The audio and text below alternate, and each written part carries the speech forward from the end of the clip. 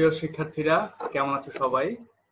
ঘরে বা যে যেখানে বসে আমাদের এই ভার্চুয়াল ক্লাসরুম দেখছো, সবাইকে স্বাগত জানাচ্ছি।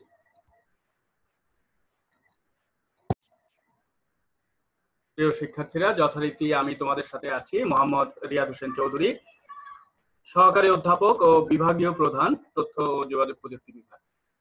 আজকে আমরা যে ক্লাসটি করব সেই ক্লাসের যে পূর্ব জ্ঞান বা আমরা প্রেষণা বলে থাকি সেটি আমরা একটু দেখে নিই। দেখো, এখানে তোমরা একটি গাড়ি দেখতে পাচ্ছ, একটি খেলনা গাড়িও বলতে পারি আমরা। তো এই খেলনা গাড়িটির সাথে আমাদের আইসিটি প্রযুক্তির বা আইসিটির সাথে কি সম্পর্ক আছে?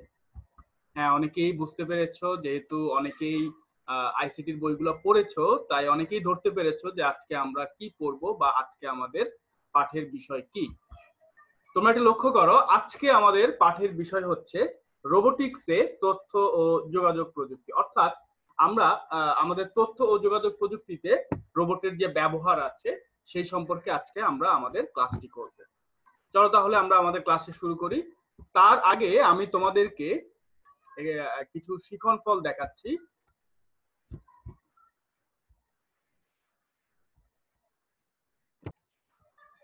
দেখো, 1 নম্বরে যে শিখন ফলটি আছে সেটি হচ্ছে রোবোটিক্সের প্রয়োগ ব্যাখ্যা করতে পারবে। অর্থাৎ তোমরা রোবোটিক্স সম্পর্কে জানবে এবং এর যে ব্যবহার আছে সেই সম্পর্কেও তোমরা লিখতে পারবে। প্রথমেই আমি তোমাদেরকে রোবট সম্পর্কে কিছু ধারণা দেব।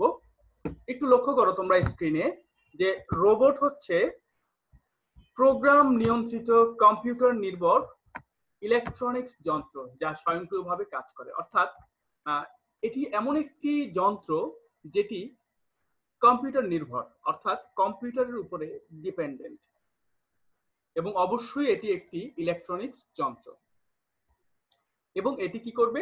স্বয়ংক্রিয়ভাবে, অর্থাৎ নিজে নিজে সে কাজ করতে পারবে।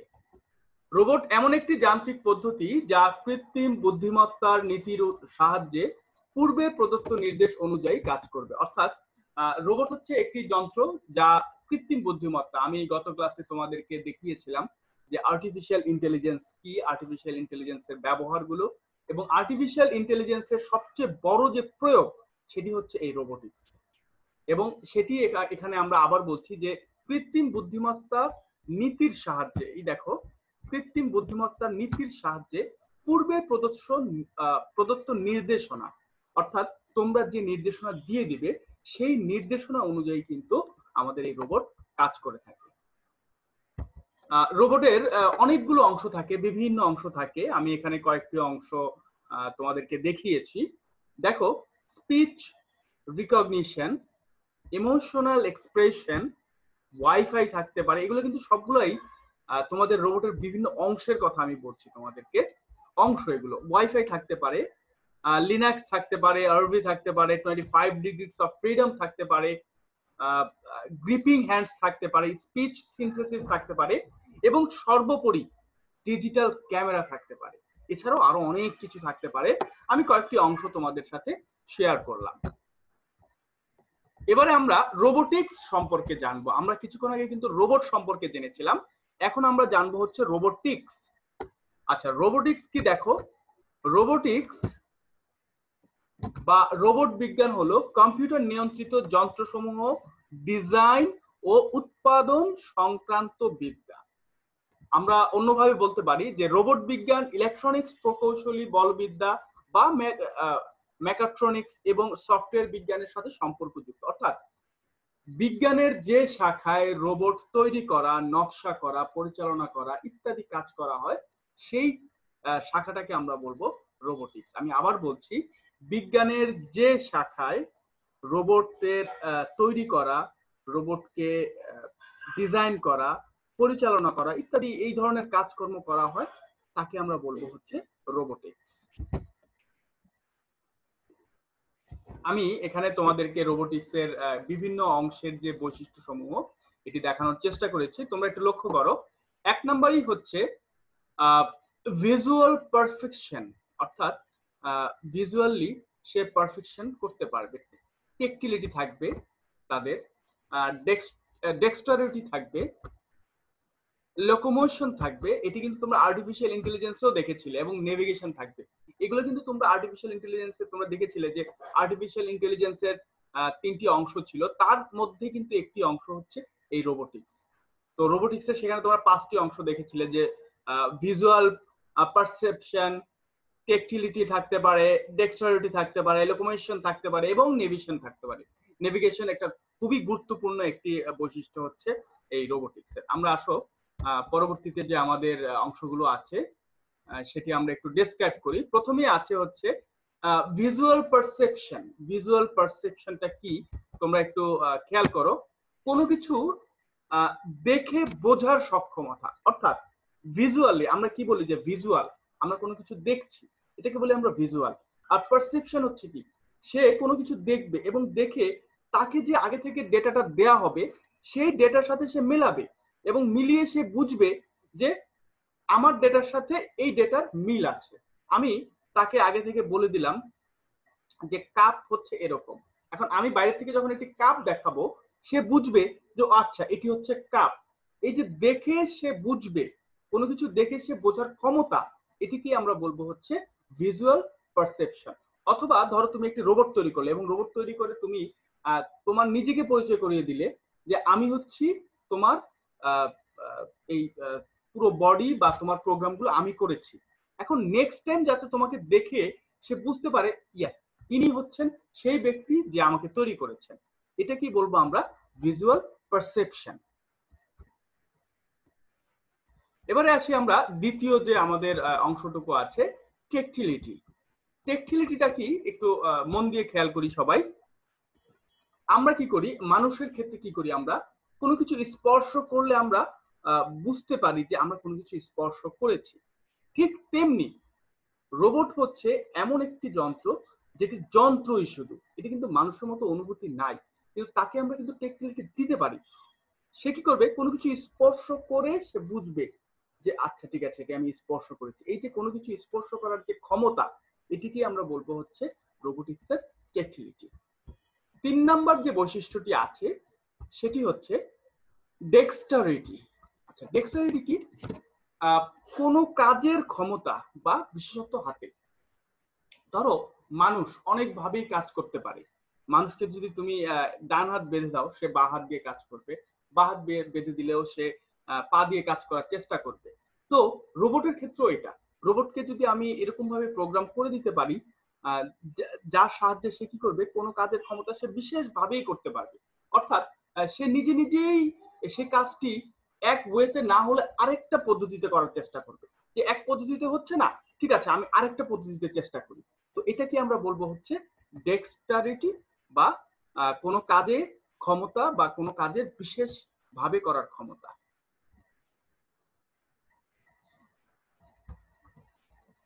এর পরের যে বৈশিষ্ট্যটি আছে সেটি একটু লক্ষ্য করো, লোকোমোশন। লোকোমোশনটা কি, আমরা অনেক সময় দেখবা যে মানুষ যখন চলাচল করে বা হাঁটাহাঁটি করে, মানুষ একই সাথে কিন্তু বিভিন্ন দিকে সোজা যাচ্ছে, সে হঠাৎ করে আবার একটু ডানে মন নিচ্ছে, হঠাৎ করে আবার একটু বামে মন নিচ্ছে। এই যে বিভিন্ন দিকে চলার যে ক্ষমতা, এটাকে আমরা বলবো হচ্ছে লোকোমোশন। আমি আবার বলছি, মানুষ যখন চলাচল করে তার কিন্তু নির্দিষ্ট কোনো দিক নাই, সে সোজাসুজি চলার সময় সে ডানে চলতে পারবে, আবার বাইরে চলতে পারবে, হঠাৎ করে থেমে আবার সে ঘুরে গিয়ে পিছনেও চলতে পারবে। এখন এই কাজটা, এই মানুষের এই কাজটা যদি কোনো রোবট করতে পারে তখন সেটাকে আমরা বলবো হচ্ছে লোকোমোশন, অর্থাৎ বিভিন্ন দিকে চলার যে ক্ষমতা।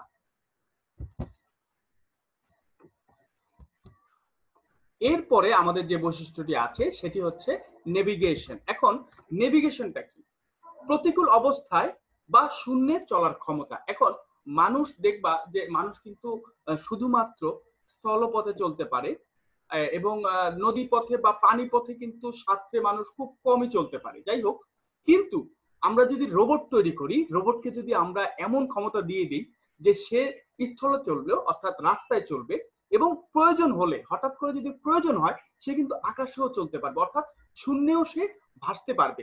এই যে প্রতিকূল অবস্থায় সে নিজে বুঝবে যে কোথায় আমাকে চলাচল করতে হবে বা এই যে সিদ্ধান্ত গ্রহণ করবে, সিদ্ধান্ত গ্রহণ করে সে প্রতিকূল অবস্থায় সে শূন্যে চলাচল করতে পারবে। এই এই যে ক্ষমতা, এই যে বৈশিষ্ট্য, এটা কি আমরা বলবো হচ্ছে নেভিগেশন, অর্থাৎ প্রতিকূল অবস্থায় বা শূন্যে চলার ক্ষমতা, সেটি শূন্যও হতে পারে, সেটি পাহাড়ে হতে পারে, সেটি স্থলপথে হতে পারে, সেটি আবার জলপথেও হতে পারে।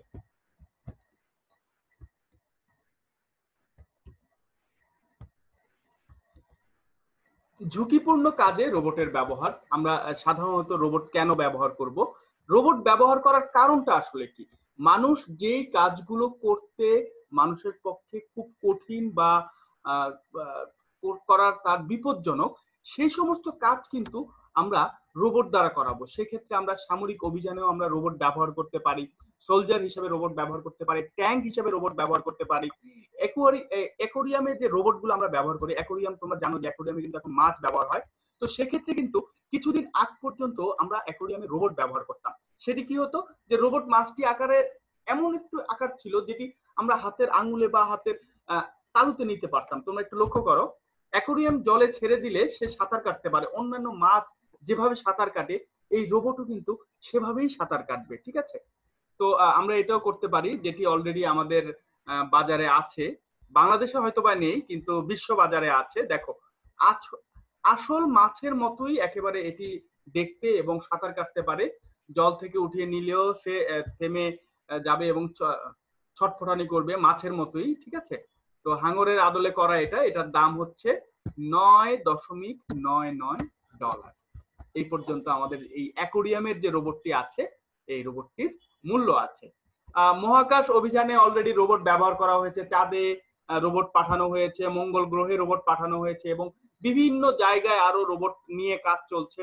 তারা বিজ্ঞানীরা চেষ্টা করছে, নাসা চেষ্টা করছে কিভাবে রোবটকে আরো পৃথিবীর বাইরের যে মহাকাশ আছে সেখানে পাঠানো সম্ভব হয়। তোমরা একটু লক্ষ্য করো যে মাঙ্কি রোবট আমরা অলরেডি মুনে সেন্ড করেছি, এবং রোবট যে কিউরিসিটি, এটা অনেকেই শুনেছো এই নামটা, যে কিউরিসিটি রোবট কিন্তু অলরেডি মার্সে কিন্তু চলে গিয়েছে। ঠিক আছে, এবং সেখান থেকে কিন্তু আমাদেরকে প্রতিনিয়ত নতুন নতুন ছবি পাঠাচ্ছে, নাসাকে প্রতিনিয়ত নতুন নতুন ছবি পাঠাচ্ছে। এরপরে হচ্ছে পশু চারণের জন্য আমরা রোবট ব্যবহার করি। বিভিন্ন জায়গায় দেখবা যে পশু চারণ, অর্থাৎ ঘোড়া বা কুকুর দিয়ে আগে আমরা কি করতাম, আমাদের গবাদি পশুকে নিয়ন্ত্রণ করতাম যাতে তারা দলের থেকে বের হয়ে না যেত, কিন্তু এখন কি করা হয়, রোবটের মাধ্যমে সেটা নিয়ন্ত্রণ করা হয়। আমরা বাড়িতেও রোবট ব্যবহার করছি, দুই ধরনের রোবট, ডগ রোবট আছে, অভ্যর্থনা অর্থাৎ ওয়েলকাম জানানোর জন্য আমরা রোবট ব্যবহার করছি। এছাড়াও বিনোদনের জন্য কিন্তু আমরা রোবট ব্যবহার করি, যেমন ধরো গেমস খেলার জন্য। তোমরা ন্যাশনাল জিওগ্রাফি বা ডিসকভারি চ্যানেলে দেখবে যে অনেক গেমস হয় বা অনেক প্রতিযোগী হয় বা প্রতিযোগিতা হয়, যেখানে গাড়ির গেমস গুলো বা রোবোটিক গেমস গুলো দিয়ে প্রতিযোগিতায় অংশগ্রহণ করানো হয়। ঠিক আছে, আমরা বিনোদনের জন্য রোবট ব্যবহার করি, যেমন রুক্সি নামে একটি রোবট অলরেডি নির্মাণ করা হয়েছে, যেটি তোমার উচ্চতায় আছে 5 ফুট 7 ইঞ্চি পর্যন্ত এবং 120 পাউন্ড পর্যন্ত। এই রোবটটি চার্জ দিলে একটানা অনেক দিন পর্যন্ত চলে এবং বিভিন্ন ভাবে তোমাকে হাসি আনন্দ বা মজা বা তোমার সাথে কোথাও ঘুরতে যাওয়া, ঠিক আছে, এই কাজগুলো কিন্তু তার দ্বারা সম্ভব হয়। কৃষি কাজে আমরা রোবট ব্যবহার করছি। এখন দেখো, বাংলাদেশও কিন্তু একটি কৃষি মাত্রিক বা কৃষি প্রধান দেশ, বাংলাদেশে কিন্তু অনেক রোবটের ব্যবহার হয়। এই যে ট্র্যাক্টর আমরা ব্যবহার করি বা অটোমেশন ব্যবহার করি, এগুলো কিন্তু এক ধরনের রোবট। ঠিক আছে, যার মাধ্যমে আমরা ফসল বোনা থেকে শুরু করে ফসল কাটা পর্যন্ত আমরা কাজ করে থাকি। তো কৃষি কাজেও আমরা রোবট ব্যবহার করছি। আমরা কিন্তু রোবটের ব্যবহার শিখছি। রোবট হার্ট সিস্টেম বা মানব সেবায় রোবট, আমাদের বিভিন্ন হাসপাতালেও কিন্তু এই মানব সেবায় রোবটগুলো ব্যবহার হচ্ছে বা ঝুঁকিপূর্ণ কাজে আমরা রোবটগুলো ব্যবহার করছি। রোবটের বিবর্তন, আমরা একটু বিবর্তনটা দেখি। আগে, অনেক আগে একটি যন্ত্র জাস্ট 4-5টা লাঠি দিয়ে কিন্তু একটা রোবট তৈরি করা হতো, কিন্তু দেখো ধীরে ধীরে ধীরে ধীরে ধীরে ধীরে এখন বর্তমানে কিন্তু অনেক আপডেটেড রোবট পাওয়া যাচ্ছে, অনেকটা দেখতে মানুষের মতোই রোবট পাওয়া যাচ্ছে। প্রিয় শিক্ষার্থীরা, আশা করছি তোমরা আজকে ক্লাসটি বুঝতে পেরেছো। রোবোটিক্স সম্পর্কে আমি কিন্তু আজকে তোমাদেরকে যে লেসনটি দিলাম যে রোবট কি, রোবোটিক্স কি, এর যে বৈশিষ্ট্যগুলো আছে, 5টি বৈশিষ্ট্য আমি দেখিয়েছিলাম বা ব্যবহারের ক্ষেত্র আমি দেখিয়েছিলাম। তো এখন তোমাদের জন্য একটি একক কাজ আছে, যে রোবোটিক্সে আইসিটির ব্যবহার সমূহ আমি দেখিয়েছি তোমাদেরকে, যে আইসিটির কোন কোন সেক্টরে তোমরা রোবটটি ব্যবহার করতে পারবে। আশা করি তোমরা এটির অ্যান্সার দিতে পারবে। তোমাদের জন্য একটি দলীয় কাজ আছে। আমি দুটি দলে ভাগ করে তোমাদেরকে দুটি গ্রুপে দেবো। একটিতে লিখবে হচ্ছে রোবোটিক্সের সুবিধাসমূহ এবং আরেকটিতে লিখবে অসুবিধাসমূহ। অসুবিধাসমূহ কিন্তু আমি বলিনি, কিন্তু তোমাদেরকে চিন্তা করতে হবে যে অসুবিধাসমূহ কি কি হতে পারে। বাট আমি কিন্তু হিন্টস দিয়েছি তোমাদেরকে, ঠিক আছে? তোমাদের জন্য একটি পাঠ মূল্যায়ন আছে, একটু লক্ষ্য করো সবাই। রোবট কি, রোবোটিক্সের বৈশিষ্ট্যসমূহ কি, সেটি তোমরা লিখবে। এবং সর্বোপরি তোমাদের জন্য একটি বাড়ির কাজ আছে। সেই বাড়ির কাজটি হচ্ছে রোবোটিক্সের প্রয়োগসমূহ তোমরা ব্যাখ্যা করবে, অর্থাৎ কোন কোন সেক্টরে আমরা রোবট প্রয়োগ করি, ঠিক আছে? প্রিয় শিক্ষার্থীরা, আশা করি তোমরা আজকের ক্লাসটি বুঝতে পেরেছো। আজকে আমরা যে ক্লাসটি করেছিলাম খুবই সহজ এবং গুরুত্বপূর্ণ একটি ক্লাস ছিল রোবট বা রোবোটিক্স সম্পর্কে। রোবোটিক্সের রোবটকে আমরা যন্ত্র মানব হিসাবেও বলতে পারি।